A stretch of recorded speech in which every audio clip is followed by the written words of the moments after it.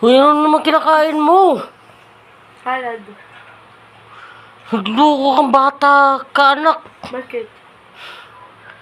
Alam mong gabi na, anak. Kadugyutan mo pa. Ano?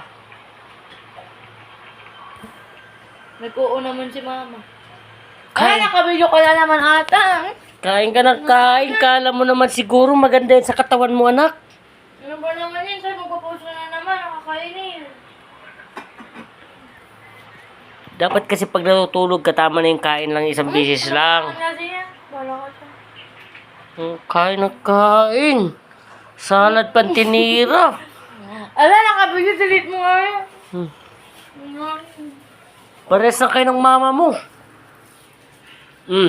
Yung mama mo, ubos na yung salad niya. Wala nang laman. Nagyakol pa.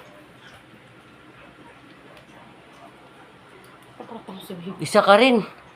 Wala. Delete mo nga yun, Papa. Wala na talagang natutunan yung anak mo. Pare-pares na lang kayo. Video ko ng video lang ako. Kain kayo ng kain ng gabi. Di nyo ba alam na mas hindi maganda yan? Video, makaupo ko na. Papost mo na naman yan. Babain ka. Dapat tumitigil kayo dyan sa ganyang gawain, anak.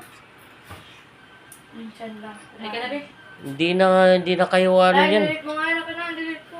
Wala. Wala, delete mo lang. Magpapost ka yun ng video. Ano ba kasi ginagawa mo?